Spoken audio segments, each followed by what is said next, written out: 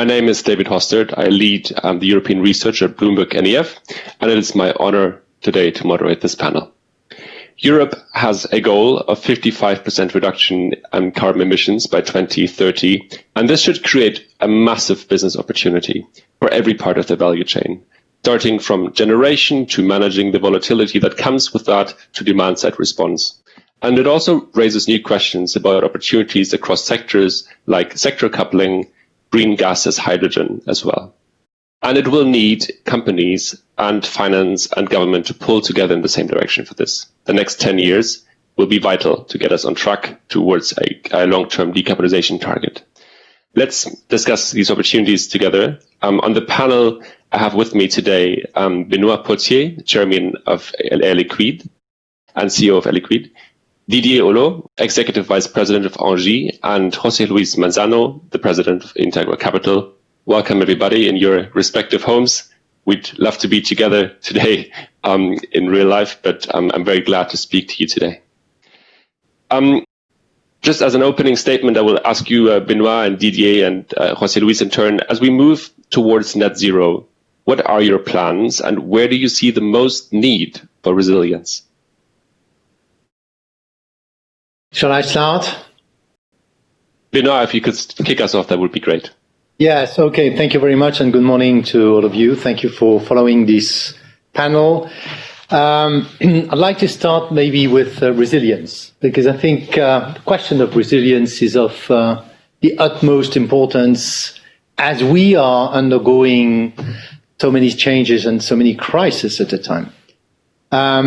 The resilience should normally provide citizens, countries, cities with capability to overcome crisis and react and rebound. So this is why it's so important. And resilience matters for people and also for systems. And I think people because they are affected in their daily life, and systems because they are now designed to be globally interconnected in the whole world. I'm thinking about supply chain, I'm thinking about communication, information and the like. And energy systems and more generally the networks are very key to ensure resilience. Without energy, there is no industry, there is no heating, there's no transport, there's no internet, there's no communication, so there's no resilience at all. And this is why I think energy is so important in the question of resilience. How can we achieve resilience and how can we do it? It depends on how we mobilize the different levers. Geopolitical levers, no doubt. Sourcing, which is key. Investment, I think you've addressed that in your opening. Distribution, but also the link that we make between energy transition and climate change. And I think this is what provides all these opportunities you were referring to. The role of energy mix has been recognized because it's present in nearly all recovery plans. We take the European Union, clearly the new Green Deal has a very central role in the recovery plan. The IEA, by the way, has also recognized the need for renewable energy sources and their integration into the system. Now, to integrate renewable into the system, we need to make sure that everything works smoothly. And this is where hydrogen can play a systemic role. And this is my second point, the role of the systemic role of hydrogen in the future. Just a word about hydrogen. Hydrogen is versatile, it's clean, it's safe, it's well produced from fossil fuels or from water, electricity. It has one very strong characteristic, is the fact that it produces zero emission at its point of use. It can be stored, transported under liquid or gaseous form, and it can be burnt or combusted as a fuel to generate heat and electricity. If we think about how hydrogen can actually integrate into the system, the energy system, and then increase the resilience, it is very true that hydrogen, once produced, can be stored, and so it can act as a buffer in the energy system. And we think about renewables. Most of the time they are intermittent, so they are just there when there's wind or sun. If we can just convert the excess electricity that could be generated by sun or by wind into hydrogen and then reuse the hydrogen when it's necessary, we would actually integrate a very important component into the system. Hydrogen is part of many hydrogen plants today. Recently in July, Europe, but also France, Germany, and many other countries. It's actually started with Japan, Korea, and China, and I'm expecting to see the US to join the club as a very important country in the hydrogen society. Hydrogen is also acting as a way to decarbonize the point of use, but also serves as a feedstock, so it has many usages. There are some questions that are still on the table about the role of hydrogen in the system. Hydrogen must be produced with technologies. The question is, do we have the right technologies in hand today? The answer is yes, we have all of them. They must be scaled up to be economically viable, but we have everything we need in terms of technology. So technology scale, we also need regulations in the future. We need investments from the financial community, and we need to communicate much better also on how we can integrate hydrogen into the system. There are many challenges. The way we can balance offer and demand is one. The scale up, the traceability with certificates, guarantees of origins, life cycle assessments, and the like. So hydrogen is clearly a very good contribution that we can make as Air Liquide to the system. And I'd like just to end my speech with how we can also contribute to the resilience of the whole system. Air Liquide is in healthcare and industry. In healthcare, we've proved that during the COVID crisis, we've been able not only to supply oxygen to hospitals, but also to manufacture ICU ventilators and mobile ventilators for patients that were affected by the COVID. So a very strong engagement in healthcare. In climate and energy transition, I think this is a paradox, but the COVID crisis has brought more reflections on the table from many companies in the world about how to contribute to a better world in terms of energy transition and climate change. So it is becoming, for all industries, a very central reflection in their strategy. We think we can decrease the emissions at the world level by 2050 by about 20%. By using more extensively hydrogen. This is the result of a study that was made by the Hydrogen Council, which is a group of 100 companies today who are trying to promote hydrogen, not just as energy, but also are willing to invest in this product.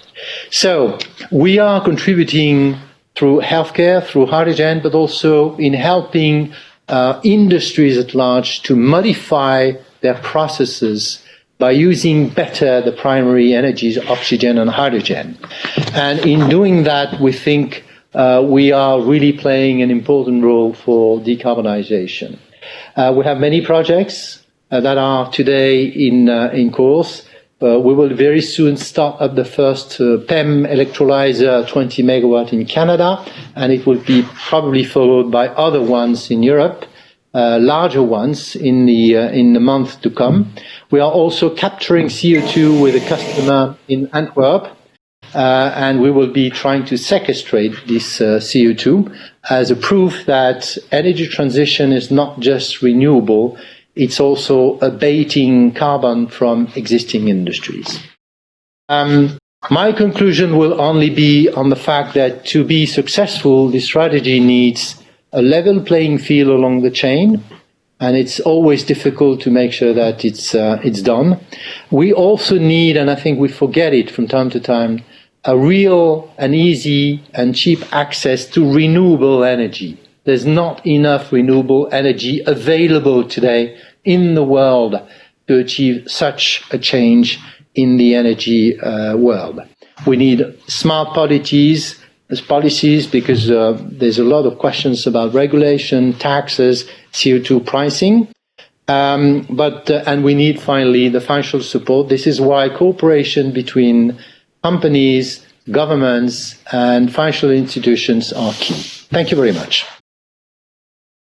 Thank you very much, Benoit. I particularly like that you brought in people and systems there. I think that's a very important aspect of the transition. And yes, we will talk about hydrogen, I'm sure. Didier, if I could ask you, where do you see the most need for resilience at this point? Well, I will focus on the energy system itself and its resilience. And bouncing on what Mr. Potier just said, we believe that hydrogen will be part of it, but we first need to focus on the system as it is. And that means that we need to make sure that the system will be resilient in its current state by first avoiding peaks in demand. That's a very important topic, and that means that we must refrain from electrifying everything and anything. Electrification of some uses like heating lead, without being in any way avoided, to peaks in demand that renewable energy cannot face. So that's the first point. You need to avoid peaks. And in order to do that, there are several means. You can, for instance, promote hybrid heat pumps instead of electrical heating in the homes. You can also rely on direct use of renewable energy, which is both storable and doesn't need electricity, like biogas. So the first point is really about demand management and reducing the peaks. The second point is about having the right market design.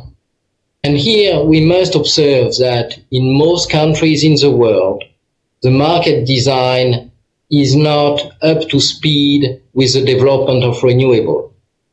In almost all markets, the market design is running late compared to the level of renewables that you have in the system. In most of the cases, the market design has been designed to solve the problems you had 5 years ago, and not to solve the problems you will have in 5 years' time when you will have even more renewable.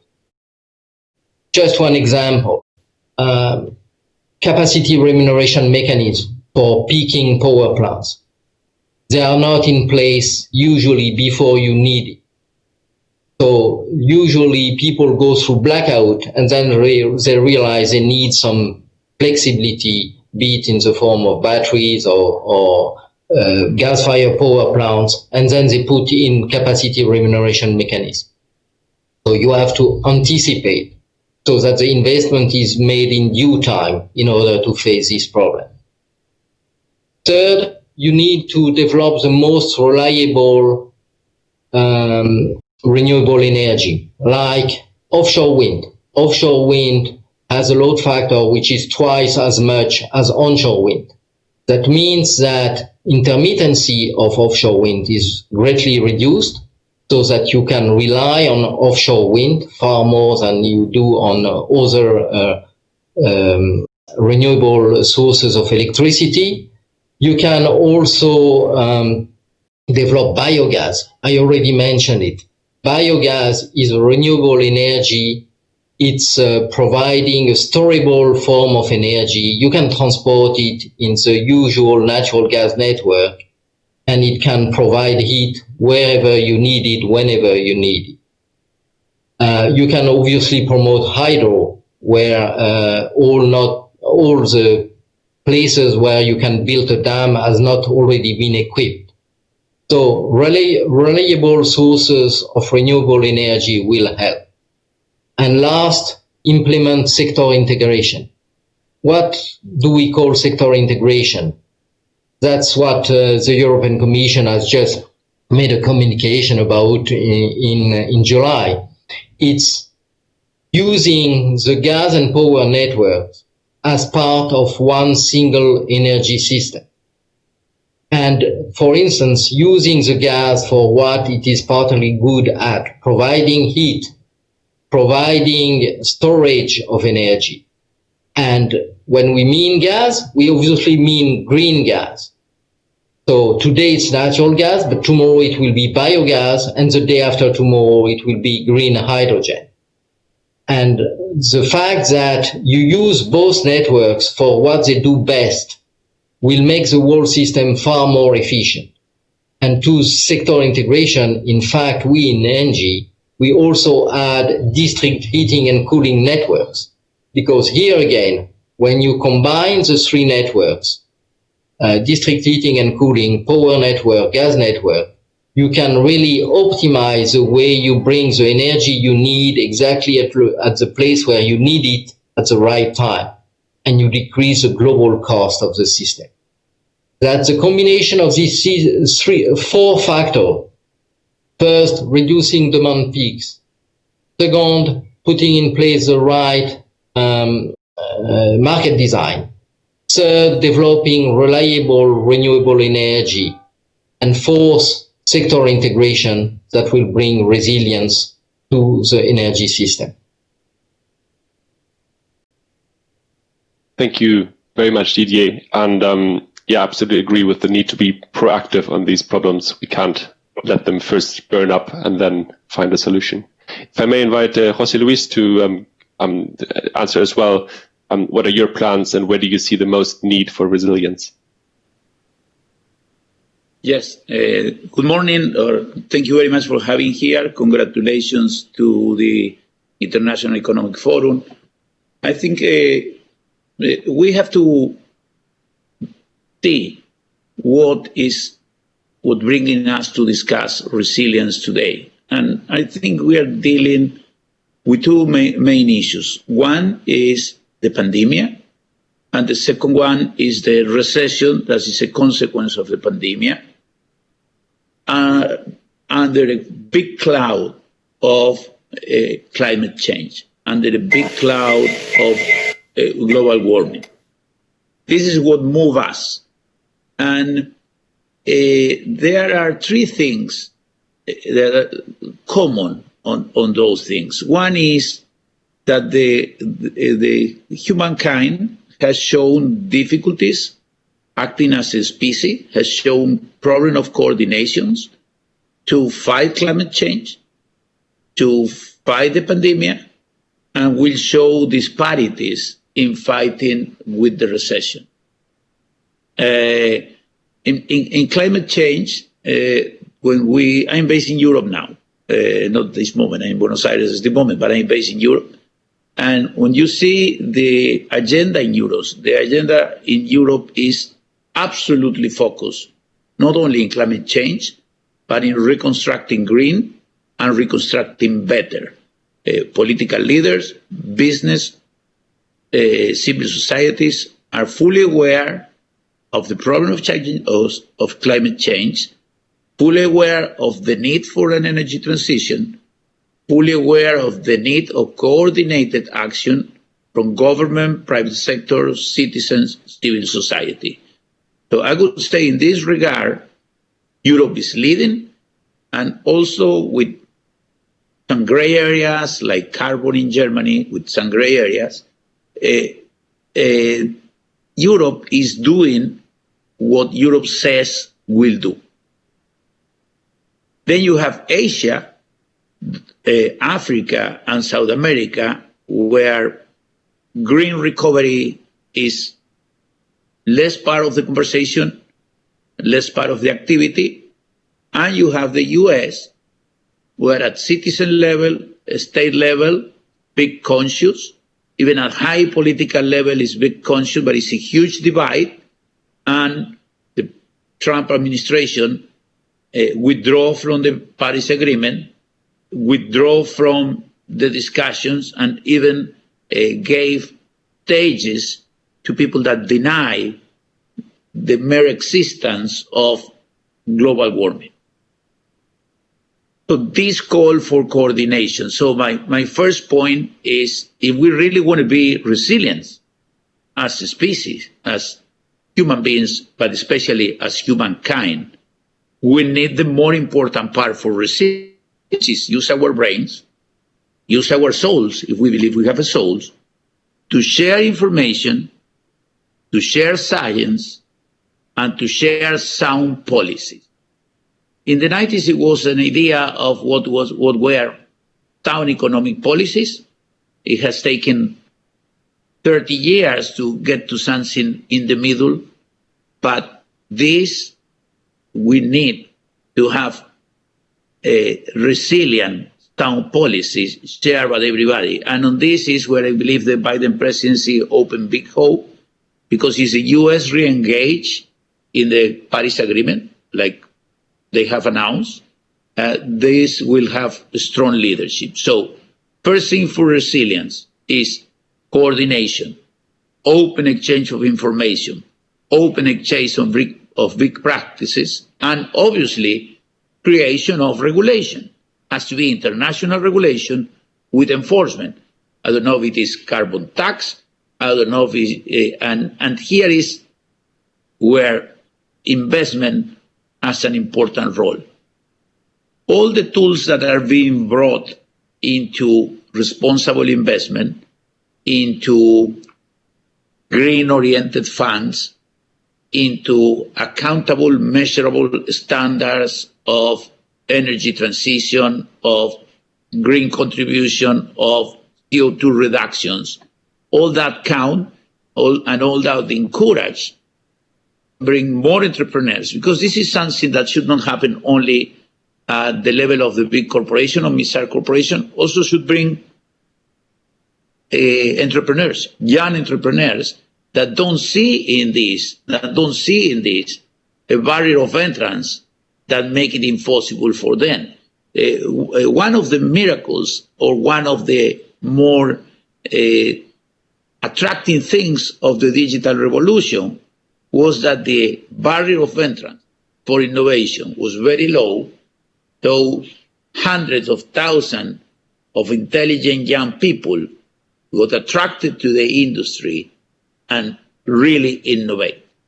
In energy, we see some of those things, but not as many as we saw in digital innovation. So I think for us that we are incumbents in the industry, that's a challenge, how to attract talent on a low barrier that they can do something on their own, not just work for a big corporation or work for us, do something in their own.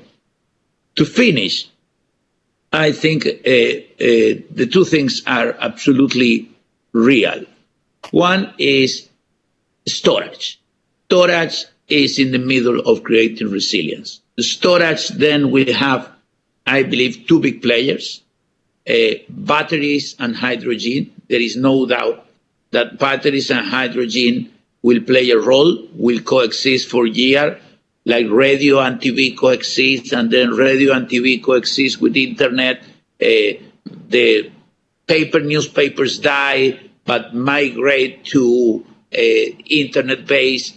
So I think both will coexist.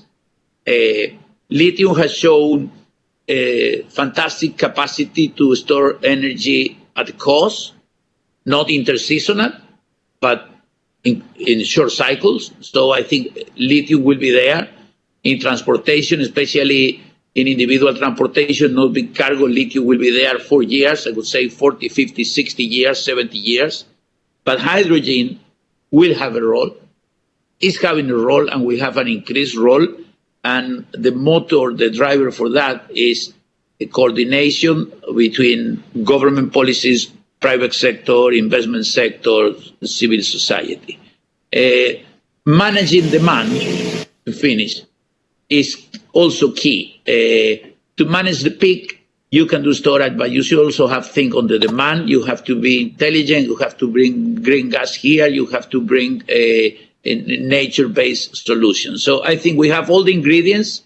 If we don't want to go in a world where something is happening in Europe, half of it is happening in the US, nothing of it is happening in Africa, we don't know what's happening in Asia, and very little is happening in South America, we need global coordination. We need to all go back strong to the Paris Agreement. We need to measure the results of what we do, and we have to be accountable to the public. Thank you. Thank you very much, José Luis. Very, very thoughtful statements. With the panel's permission, I would like us to move to hydrogen, actually, because I think it's the one thing that all of you mentioned in your opening statements.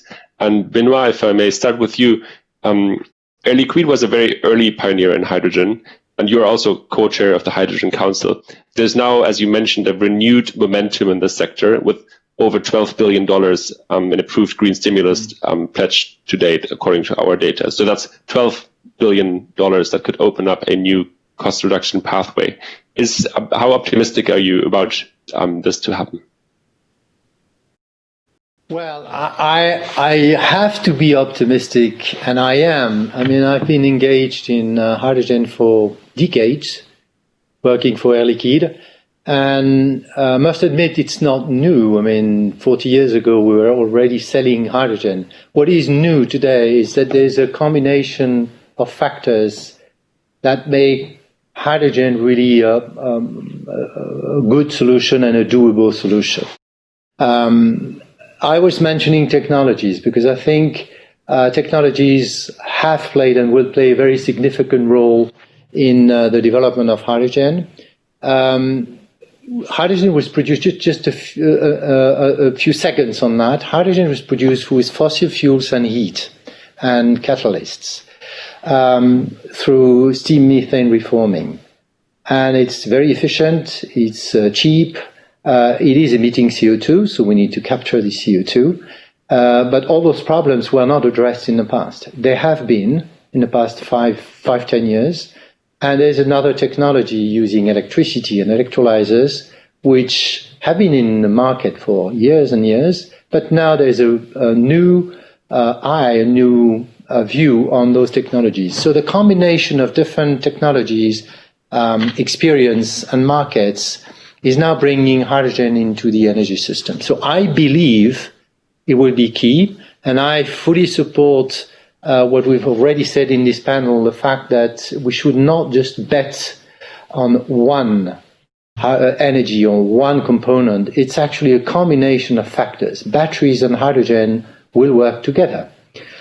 Fossil fuels with abatement technologies and sequestration will have to be there for a while before we get what Didier was referring to, which is enough renewable, reliable, cheap biogas, green gas, so that we can actually plug all those energies into the system. And my guess and my conviction actually is that hydrogen will be part of the energy system. It will not be the only energy, but it will be a very essential energy in the 21st century. And of course, we have a lot of players. You mentioned the Hydrogen Council, 100 companies from many sectors, many countries, all together into one organization, which was created 3 years ago with 13 members, and all dedicated to make hydrogen a reality in our century. I think it's a very good proof of what industry is ready to do and ready to invest. We're talking about billions of investments. And I think this is really good news, not just for the economy and technology, but also for the planet. Thank you. I'd like to bring in batteries back in a moment, but before that, ask Didier as well because for ENGIE, hydrogen is not just a demand growth area, it's potentially a new core business. And so what will ENGIE's strategy be to capitalize on this in the next 5 to 10 years? And what does good look like for ENGIE during this period? Well, ENGIE is interested in hydrogen in two sides of the business. One side is because we are operator of gas infrastructure, and the future of gas in the future energy system is first to transport biogas and second to transport hydrogen, so that in 2050 in a country like France we can have 100% green gas in our system and no longer fossil gas. So in order to do that, we need clearly a system which promote the production of these green gases, but we need a system which is consistent from end to end and which doesn't create a new chicken and egg problem. So if you start by just developing the production of hydrogen, but not taking care of what is the transportation, what is the storage, what is the consumption of hydrogen, then you create one piece, but which cannot work and which cannot live without artificial support. You have to work on all the pieces along the value chain at the same time, so as to develop the global ecosystem of green gas first, hydrogen second. And that's the first and very important point. And because we are both interested in production, but also in providing solution for our customers, and because our gas infrastructure affiliates are interested in transporting this gas, ENGIE wants to be present on the three parts of the chain. And as far as infrastructure are concerned, the current plans, and there has been a recent publication by an association of transport system operators in gas, which is called the European Hydrogen Backbone. The future of the gas network is what we call repurposing. Repurposing means that we will convert from transporting methane into transporting hydrogen. The first example is a mosaic project between Germany, France, and Luxembourg, where our affiliate GRT Gas is working with their counterparts in Luxembourg and Germany in order to convert this piece of network to hydrogen. So repurposing is the future of a part of the gas network. Another part of the gas network will transport green gas, biogas in the future, and both of them will be complementary, because not everybody needs hydrogen. Some will be very happy with biogas. But once again, what is important is avoid chicken and egg, so work on all the pieces of the value chain at the same time. Thank you. I think we underestimate the infrastructure problem of hydrogen. So it's a very valid point there. José Luis, I'd like to bring you back in. You talked about lithium-ion emerging as the leading storage technology for the short-term duration. Where do you see the biggest investment needs there, and perhaps the needs for policy for there to be continued momentum? Yeah. Well, yes. I will add or rephrase myself on something that my predecessors said. I think Benoit put it very clear. Batteries and hydrogen will go together like fossil will go together for decades. And this brings to system integration. So the point of system integration, the point of system design, the point of market design is key, because we have all this existing investment, and the investment that is already existing has to be used. So there is when you see how the gas existing infrastructure can be used for hydrogen or for biogas. That's the challenge, how the existing gas distribution will work on hydrogen or biogas, how the existing electricity network can work independently of the origin. So where do I see the investment in lithium? A lot on the automobile industry. I think all the major automobile producers are moving into EVs. Now in the US, with the change of orientation of the White House, I think Ford, General Motors will accelerate. So we'll see huge investment into the automobile industry. We will see, I think, the automobile companies moving into batteries production. And then we will see in parallel a big growth on batteries production oriented to the grid. Because intelligent grid call for big batteries, big storage capacity, and we need to store now. So between now and the moment in which hydrogen is massive and industrial size, you will have a lot of investment into storage. Then we need to invest in what allow the intelligent management of the system, and which is IoT. We need to invest on the digital component of optimization of the systems. On the mining side, I think we will see something that is, I don't think we will be very efficient. We will see onshoring. So we will see maybe the European Union and the US trying to move to produce their own lithium from less efficient sources. We can produce from salars at $2,500 per ton, so that's very competitive. But I think we will see a tendency of reshoring. I wish through global coordination that is not that big, because it will also affect the deployment of technology. And then who is the driver? I'm going to close on who is the driver. So the drivers are the consumers. The climate change thing is very into young generations. They don't see themselves driving, and they don't see themselves driving cars based on fossil fuels. I think they will become more picky on the kind of plane they fly.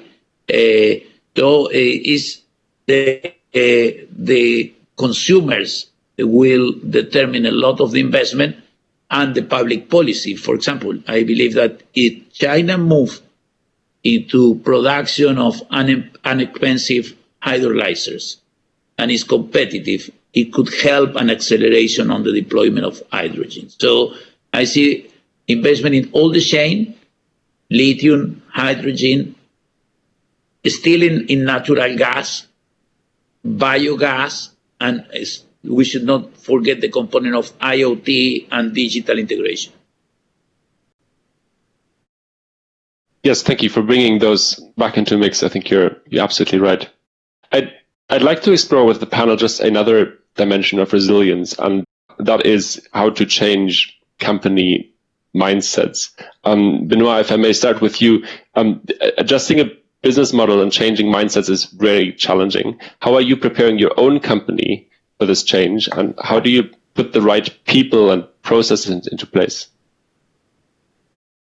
Well, for us, because we've been in the hydrogen business for years and years, it's less hydrogen than energy transition. That is really a mindset change. We, as an industry, are energy intensive industry. We consume a lot of electricity and natural gas to produce essentially oxygen and hydrogen.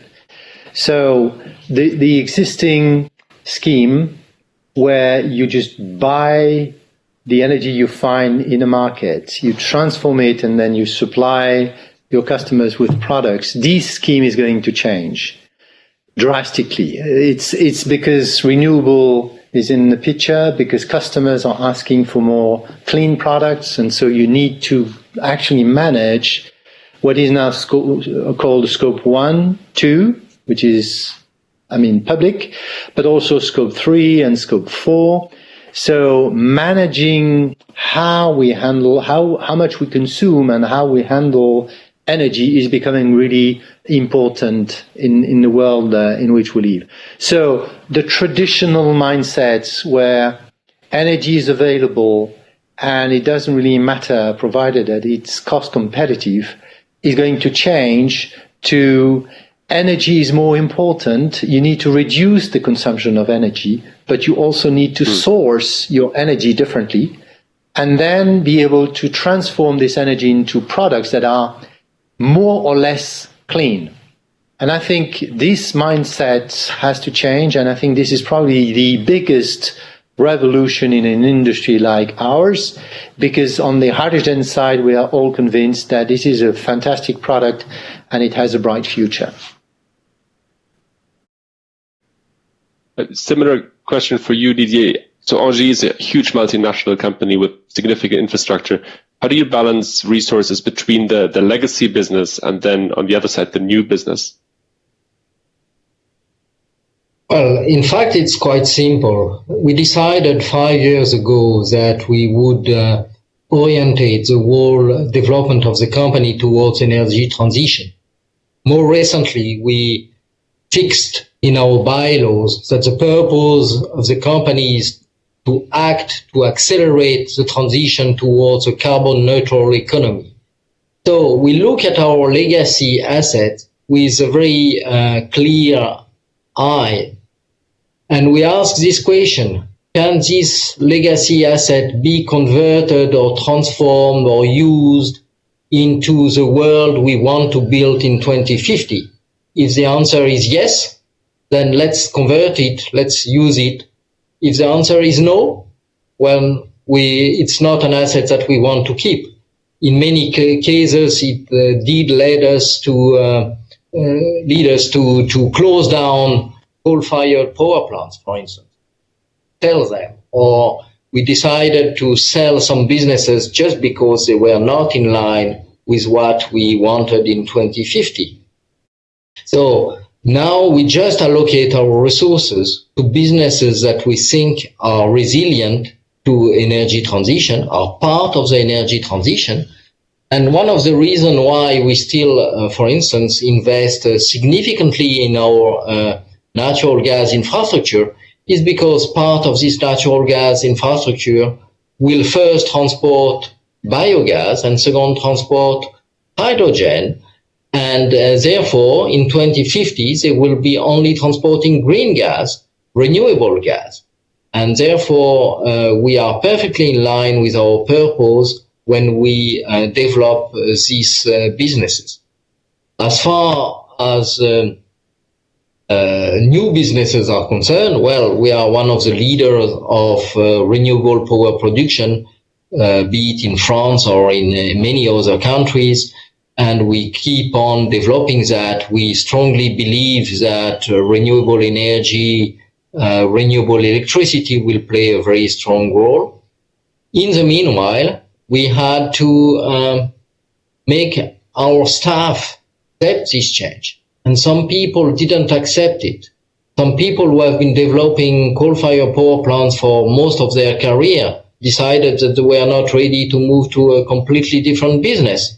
So we said, goodbye, you probably have your future somewhere else. And we recruited young people. We were in line with our purpose. And one very important point I wanted to make is that since we have started this journey in 2015 globally, we have seen the number of resumes that we received each year, people candidating to work with ENGIE, multiplied by 4 from 200,000 a year to 800,000, because young people want to work for us. That's fascinating. And I think it links back to Benoit's earlier point about the need to bring people and systems together to make this happen. I'd like to kind of end the panel on one note and just ask you each in turn if you may answer in kind of a brief statement of what the year 2020 has taught you about resilience. And I think in particular 2020 has been such a year of upheaval, perhaps a little glimpse into the future when it comes to the energy system. If any of you would like to go first. If I may? Of course. Well, what it has taught us is that gas networks are more resilient than power networks. and the winner is sector integration. You need both.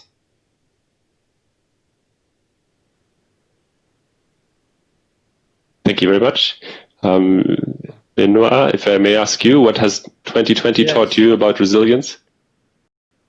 Well, clearly, I think the main fact is that crises do happen. Number one. Number two, we were not prepared.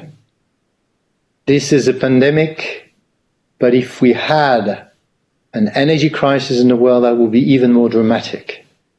So I think the lesson clearly is that we need to be better prepared. We need to really take resilience seriously. And resilience is about systems, it's about people, but it's also about imagination. I mean, let's try to imagine what may happen and how we have to really rebuild to a certain extent the world in which we live, to be better prepared in the future. I think it's really a lesson of humility about, what we thought we would know or we knew, and what we realized we didn't know. I think that's the most important lesson that I drew out from this crisis. Thank you. And finally, José Luis, what has the year 2020 taught you about resilience? Yeah, I will take something of what Didier and Benoit just said. I think it clearly says that we have the tool of science and we have values. If we put together values to share things, to share with our neighbor countries, our neighbor at the block, and rely on science, you can have any faith, but for these things, like pandemias, like big recessions, like reliability of the energy system, like life expectancy increase, we have to depend on science. We have to share that science. We have to make that share available to everybody. And then on the values, we have to understand we are small and we are fragile. The only way we are strong is if we act together using our brain. So I learned that survival, getting on the other side of the tunnel, depend on working together, values, and science. Thank you. I would like to say a big thank you to the panel. I think it was a great session, lots of learning. Thank you to Benoit Potier, Didier Holleaux, and José Luis Manzano. And I wish you a good conference. Merci beaucoup et à très bientôt.